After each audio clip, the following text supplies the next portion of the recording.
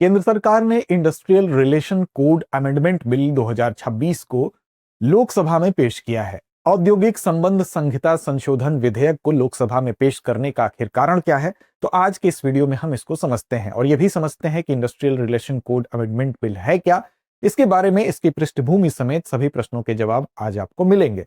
सबसे पहले हम ये बात करते हैं कि इस बिल को लोकसभा में अगर प्रस्तुत किया गया है तो इसके प्रस्तुत किए जाने के पीछे वो कारण क्या है, आखिर क्यों इसको प्रस्तुत किया गया है।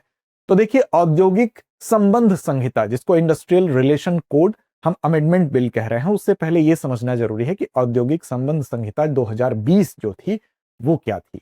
इसके अलावा उसके अंतर्गत हम ये देखेंगे कि उससे पहले जब औद्योगिक संबंध संहिता 2020 आई तो उससे पहले कुछ कानून थे, उन कानूनों को इसने रिप्लेस किया, इसमें उसको समायोजित किया, इसको सरल बनाने की कोशिश की गई।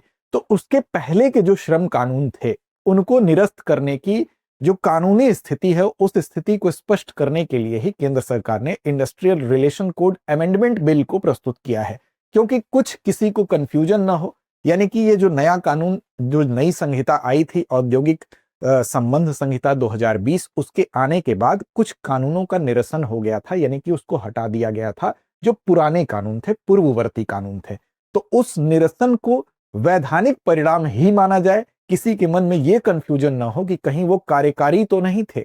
अब देखिए, वैधानिक यानी कि जो संसद के द्वारा जो कानून बनाए जाते हैं, कार्यकारी का मतलब जिसका संबंध कार्यपालिका से होता है, तो इनको वैधानिक परिणाम ही माना जाए, इसको स्पष्ट करने के लिए, किसी कंफ्यूजन को दूर करने के लिए industrial relation code amendment bill 2026 को लोकसभा में प्रस्तुत किया गया है। अब देखिए, इसको समझते हैं थोड़ा और विस्तार से। सबसे पहले खबर यही हमारी है, ये 11 फरवरी 2026 को लोकसभा में प्रस्तुत किया गया है, जिसमें कि 2020 की इंडस्ट्रियल रिलेशन कोड द्वारा पुराने श्रम कानूनों के निरसन की कानूनी स्थिति को स्पष्ट करना ही इसका उद्देश्य है। अब देखिए, इसमें सबसे पहले समझते हैं कि इंडस्ट्रियल रिलेशन कोड संशोधन बिल 2026 को पूरी तरह से समझने से पहले यह समझिए कि कानूनी स्थिति क्या थी। तो देखिए, पहले 29 पूर्ववर्ती जो कानून थे, यानी कि पहले के जो श्रम कानून थे, उनको समाप्त किया गया और 29 कानूनों को, जो उनकी जटिलताएं थी, उसको और सरल बनाने के लिए 4 श्रम संहिताएं बनाई गई थी, जिसमें चारों श्रम संहिताओं का नाम क्या क्या है, तो कोड ऑन वेजेस 2019 आया पहला, जो मजदूरी संहिता थी संबंधित उससे। दूसरा आपका इंडस्ट्रियल रिलेशन कोड 2020 आया, यानी कि औद्योगिक संबंधों को बेहतर बनाने के लिए जो संहिता थी, दूसरी वाली जिसकी चर्चा हम कर रहे हैं। तीसरा था कोड ऑन सोशल सिक्योरिटी, यानी कि सामाजिक सुरक्षा को लेकर जो संहिता थी, और OSH 2020 यानी कि सेफ्टी, हेल्थ और वर्किंग कंडीशन को लेकर। ये 4 संहिताएं, 4 श्रम संहिताएं जो हैं, वो पहले के 29 पूर्व कानूनों को समाप्त करके आई थी अस्तित्व में। अब श्रम नियम आधुनिक जो है, समय के हिसाब से हों, श्रमिकों की सुरक्षा बेहतर हो सके और साथ साथ सरल हो सके, एक उनके भविष्य के लिए एक सरल ढांचा उपस्थित किया जा सके। अब चारों ये जो श्रम कानून, श्रम संहिताएं आई थी, बेसिकली जो second national commission on labour 2002 था, उसी के आधार पर इनको तैयार किया गया था। अब इसमें हम औद्योगिक संबंध संहिता यानी कि industrial relation code amendment bill की जो बात कर रहे हैं, वो क्यों कर रहे हैं, तो इस पे आप आने के लिए समझते हैं कि जो इंडस्ट्रियल रिलेशन कोड 2020 था, इसमें सबसे पहले कौन कौन शामिल था। तो देखिए, ये इसमें 2020 की जो संहिता थी, इसमें 3 पुराने कानूनों को समाहित किया गया था। इसमें पुराने कानूनों को मतलब हटाया गया था, हटाने के बाद इस श्रम संहिता ने उसका स्थान लिया। हटाया क्या गया था, बेसिकली उनको उसी में समाहित करके उसको सरल बनाया गया और मॉडिफाई किया गया।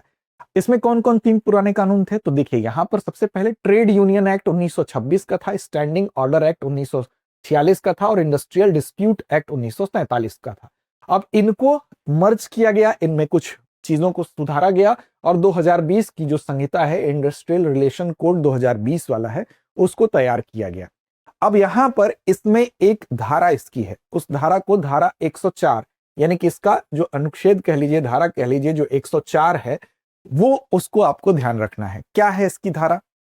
अब देखिए, जो धारा 104 है, उसको, उस धारा में ये है कि ये जो नई इंडस्ट्रियल रिलेशन कोड 2020 था, इसकी धारा 104 इसको एक पावर देती है, एक सुरक्षा कवच देती है। धारा 104 क्या है? एक सुरक्षा कवच की तरह है, जो कि 2 काम करती है। एक काम यह करती है कि धारा 104 के लागू होते ही जो पुराना कानून था, उसका स्वतः निरसन हो जाता है, ऑटोमेटिकली वो रिपील्ड हो जाते हैं।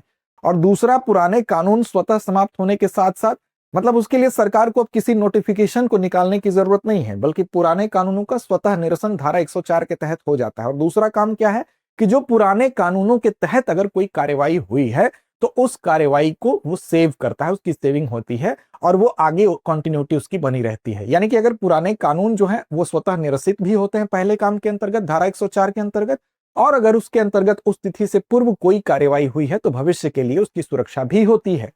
अब सरकार ने फरवरी 2026 में क्या किया, एक आधिकारिक अधिसूचना एक गजट में प्रकाशित की।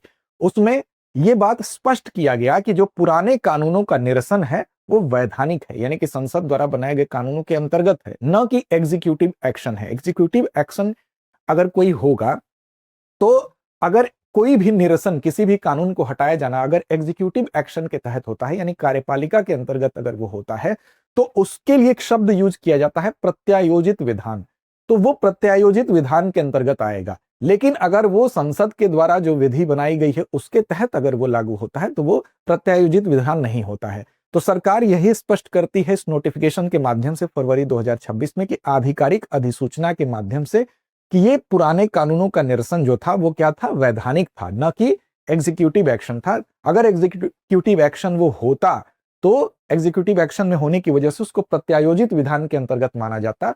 और जैसा कि आप जानते हैं कि प्रत्यायोजित विधान जो होता है उसमें उसको इन फ्यूचर कोर्ट में भी चुनौती दी जा सकती है, लेकिन जो चीज वैधानिक होगी, जो संसद द्वारा बनाए गए कानूनों के अधीन होगी, उसको चुनौती नहीं दी जा सकती है। तो ये बात स्पष्ट की गई। अब आप जानते हैं कि श्रम जो होता है वो समवर्ती सूची में होता है, यानी कि केंद्र भी उस पर नियम बनाते हैं, केंद्र भी बनाता है और राज्य भी कुछ अपने राज्य के हिसाब से कुछ चीजों में उसमें ऐड ऑन कर सकता है। अब सवाल उठता है कि ये जो बिल लाया गया है अभी, इसके पीछे का उद्देश्य क्या था। तो देखिए, इसमें जो संशोधन बिल लाया गया है, अमेंडमेंट बिल प्रस्तुत किया गया है लोकसभा में 11 फरवरी को, उसका उद्देश्य यह है कि जो पुराने कानून हैं उनके निरसन को कार्यकारी आदेश नहीं माना जाए, यानी कि एग्जीक्यूटिव एक्शन नहीं माना जाए, बल्कि यह समझा जाए कि 2020 की संहिता की धारा 104 के तहत जो स्वतः निरसन हुआ है वो वैधानिक है, न कि एग्जीक्यूटिव है। तो फरवरी 2026 की अधिसूचना से जो वैधानिक आधार है उसकी दोबारा पुष्टि होती है। इस वजह से उसको उसी रूप में देखा जाना चाहिए कि उस नोटिफिकेशन का मतलब ही उस वैधानिक तरीके से किए गए कार्य की दोबारा पुष्टि करना था, न कि उस नोटिफिकेशन को आधार माना जाए। अब इससे क्या होगा, इससे भविष्य में किसी भी प्रकार की अस्पष्टता की कंडीशन नहीं रहेगी। यानी कि अगर उसको प्रत्यायोजित विधान मान लिया जाता तो प्रत्यायोजित विधान को कोर्ट में चुनौती भी दी जा सकती है। लेकिन यह बात इस अमेंडमेंट बिल के माध्यम से स्पष्ट होगी तो वो वैधानिक के अंतर्गत आएगा। और यदि निरसन कार्यपालिका द्वारा होती है तो चुनौती दिया जाता है, लेकिन वैधानिक होगा तो उसमें संशोधन विधेयक के माध्यम से इस बात को पुष्ट करते हुए उसको किसी तरह की चुनौती नहीं दी जा सकेगी। तो इससे क्या होगा कि अदालती जो झंझट है उससे बचा जा सकेगा। और इन फ्यूचर अगर कभी भी इस कानून की व्याख्या करनी होगी तो उस व्याख्या में स्पष्टता होगी और उस विवाद की कंडीशन में ये एक स्पष्ट आधार प्रदान करेगा। तो ये है संशोधन विधेयक को लाए जाने के पीछे मुख्य उद्देश्य की भविष्य में अनावश्यक मुकदमेबाजी और व्याख्या की विवाद से बचाव इससे हो सकेगा। तो धारा 104 आपके लिए महत्वपूर्ण है, ध्यान रखिएगा। आगे बढ़ेंगे उससे पहले आपके लिए बता दें कि अगर आप यूपीएससी की तैयारी 2027, 28, 29 के लिए करना चाहते हैं तो आपके लिए हम एक बेस्ट कोर्स लेकर आए हैं। अपने घर से आप तैयारी की शुरुआत कर सकते हैं बिल्कुल पॉकेट फ्रेंडली इस कोर्स के माध्यम से। कोर्स का नाम क्या है? GS studio foundation live online course. इस कोर्स में 24,999 के अंदर ही ये कोर्स आपको मिलेगा। साथ ही साथ आपको बता दें, इस कोर्स को अगर अभी आप परचेज करते हैं और इन फ्यूचर हमारे ऑफलाइन बैच को आप ज्वाइन करते हैं तो ये पूरी फीस आपकी उसमें एडजस्ट कर दी जाएगी। तो एक तरह से उस टाइम ये कोर्स आपके लिए फ्री हो जाएगा। तो यहाँ पर इस कोर्स में अगर आप अमिताभ कोड लगाते हैं तो अमिताभ कोड के माध्यम से आपको अतिरिक्त डिस्काउंट मिलेगा। तो इसका लाभ भी आप उठाइए। अब देखिए, इस कोर्स को आपको क्यों लेना चाहिए। इसमें देखिए 14 महीने में ही पूरे सिलेबस को कवर किया गया है। पूरे सिलेबस को कवर किया जाएगा बिल्कुल अच्छे मार्गदर्शन के साथ, भटकाव नहीं होगा, टू द पॉइंट आप रहेंगे, आपकी तैयारी संपूर्ण होगी। करंट अफेयर का एक महत्वपूर्ण सेक्शन है जिसको कि 2 साल के करंट अफेयर को ध्यान में रखते हुए उसके क्लासेस का एक्सेस और साथ साथ आपको प्रिंटेड मटेरियल मिलेगा। 18 क्लास टेस्ट के माध्यम से अपनी क्षमताओं को समय समय पर आप परखेंगे, अपनी कमियों को जांचेंगे और आगे बढ़ेंगे।